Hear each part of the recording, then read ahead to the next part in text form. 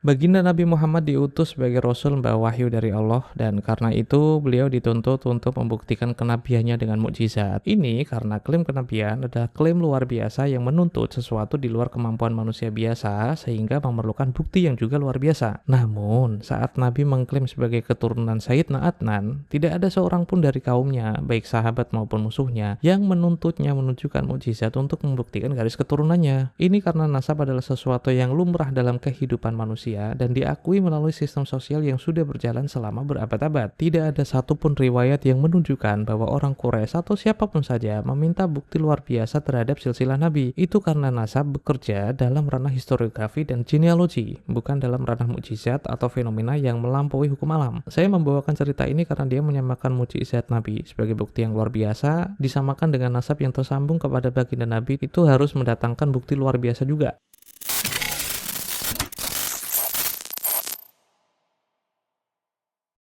Video ini bukan tentang Bani Alawi, tapi Bani Alawi saya pakai sebagai contoh kontekstual dan tema video ini adalah jika seseorang mengaku sebagai keturunan Nabi, apakah dia wajib mengajukan bukti ekstraordiner? Dan bagaimana jika rentang jarak antara pengaku dan Nabi itu sampai ribuan tahun? Jika ada yang nggak setuju dengan telaah saya di sini, silahkan cantumkan di komentar. Siapa tahu ada dialog bagus tentang isi video ini. Perlu saya garis bawahi bahwa konten ini memiliki latar belakang, yaitu ada seseorang bicara tentang prinsip filsafat ilmu yang berbunyi extraordinary claims require extraordinary proof, yang berarti klaim luar biasa membutuhkan bukti-bukti yang juga luar biasa. Mari kita akui, dalam epistemologi skeptis, prinsip ini digunakan untuk menilai klaim luar biasa yang bertentangan dengan pemahaman ilmiah yang telah mapan. Prinsip ini hanya berlaku untuk beberapa contoh seperti klaim supranatural, teori konspirasi, atau fenomena yang tidak dapat diverifikasi secara empiris. Nah, klaim nasabah alawi itu termasuk klaim biasa atau ordinary claim, bukan extraordinary claim. Jadi secara prinsip, klaim nasab seseorang meskipun tersambung kepada silsilah suci baginda Nabi, itu semua hanya fenomena biologis biasa, peristiwa biologis yang dialami oleh seluruh umat manusia. Tentu hal ini berbeda dengan klaim luar biasa yang bertentangan dengan hukum alam, seperti klaim seseorang bisa terbang tanpa alat bantu, atau mampu memadamkan api neraka tanpa bantuan damkar misalnya. Semua orang itu memiliki silsilah keluarga, dan dalam banyak kebudayaan, nasab dicatat serta diwariskan secara turun-temurun. Jadi menganggap nasab sebagai sesuatu yang luar biasa sama saja dengan mengatakan bahwa keberadaan manusia itu sendiri adalah sesuatu yang aneh dan harus dibuktikan dengan cara di luar kewajaran. Prinsip extraordinary claim require extraordinary proof yang digunakannya tadi itu sebenarnya berasal dari ranah skeptisisme sains eksperimental, bukan dari ilmu sejarah. Dalam ilmu pengetahuan alam, prinsip ini berlaku untuk klaim yang melawan hukum alam atau belum pernah terbukti sebelumnya, seperti adanya kehidupan di planet lain atau kemampuan manusia bisa berjalan di atas air tanpa alat bantu. Namun, klaim nasab bukan bagian dari kategori ini, melainkan masuk dalam ranah historiografi dan ilmu sosial. Dalam sejarah, yang dibutuhkan itu bukan bukti luar biasa, melainkan konsistensi catatan, kesaksian, dan pengakuan lintas generasi. Jika semua klaim sejarah harus diuji dengan standar bukti luar biasa seperti dalam sains eksperimental, maka sebagian besar sejarah dunia itu akan runtuh karena tidak memiliki bukti fisik yang sezaman. Selain itu, dia juga mengabaikan kenyataan bahwa nasab itu bukan sekadar fenomena biologis, tapi juga memiliki dimensi sosial dan juga budaya. Banyak komunitas, termasuk dalam masyarakat Arab, genealogi itu bukan hanya soal hubungan darah, tapi juga tentang identitas sosial yang diakui dan diwariskan secara ketat. Tradisi pencatatan nasab dalam dunia Islam itu sangat kuat, didukung oleh ahli-ahli nasab yang memiliki disiplin keilmuannya sendiri. Jadi dengan demikian, validitas nasab tidak hanya tergantung pada bukti biologis semata, tapi juga ada kesepakatan sosial yang diakui selama ratusan tahun. Nah, di samping itu, ada satu lagi kesalahan mendasar dalam argumentasinya yang harus dibahas, yaitu standar pembuktian yang dia ajukan justru tidak pernah digunakan dalam ilmu sejarah manapun. Jika klaimnya dibenarkan, maka hampir seluruh historiografi Islam dan sejarah dunia itu harus dianggap tidak sah. Ya, bagaimana mungkin kita melakukan ini? Setelah kita memahami bahwa klaim nasab bukan klaim luar biasa, ada hal lain yang perlu kita bahas. Dia justru membuat klaim luar biasa dengan menuntut standar pembuktian yang tidak pernah digunakan digunakan dalam historiografi manapun. Dalam ilmu sejarah, pencatatan peristiwa atau silsilah tidak selalu dilakukan dalam waktu yang bersamaan dengan peristiwa terjadi. Banyak sejarah yang kita terima saat ini berasal dari catatan yang dibuat beberapa generasi setelahnya. Misalnya, banyak informasi tentang kehidupan para khalifah atau kerajaan-kerajaan Islam itu berasal dari sumber yang ditulis beberapa dekade atau bahkan ratusan tahun setelahnya. Namun, studi sejarah tetap menerimanya sebagai sejarah yang sah karena ada konsistensi antar sumber, verifikasi lintas generasi, dan pengakuan akademik. Jika kita menerapkan standarnya, maka kita harus membuang hampir seluruh historiografi Islam yang tidak memiliki dokumen tertulis sezaman. Selain itu, dia juga melakukan kesalahan logika dalam pembalikan beban pembuktian. Jika seseorang ingin membantah sesuatu yang sudah diterima luas, maka dialah yang harus membawa bukti pemalsuan, bukan sebaliknya. Nasab kabilah Hadrami, termasuk Bani Alawi, sudah diakui oleh para ahli genealogi selama berabad-abad, dan tidak ada bukti pemalsuan yang cukup kuat untuk membantahnya. Bahkan seluruh penelitian literatur Ki juga tidak secuil pun sampai tahap membantah, apalagi membuktikan pemalsuan. Jika dia ingin menegaskan bahwa nasab Bani Alawi palsu, atau nasab siapapun lah ya, maka dialah yang harus membuktikan bahwa telah terjadi pemalsuan secara sistematis dalam pencatatan sejarahnya. Namun yang terjadi kan justru sebaliknya, dia hanya menuntut bukti baru tanpa menunjukkan bukti yang lebih kuat untuk membantah apa yang sudah diterima. Jika kita mengikuti standarnya, konsekuensinya akan lebih besar dari yang mungkin ia kira. Bukan hanya historiografi Islam yang akan runtuh, tapi juga sistem sanad hadis, genealogi kerajaan-kerajaan dunia, dan bahkan tradisi keilmuan yang diwariskan dari guru ke murid ke cucu murid selama berabad-abad. Jika semua ini dianggap tidak sah karena disahihkan oleh historiografi,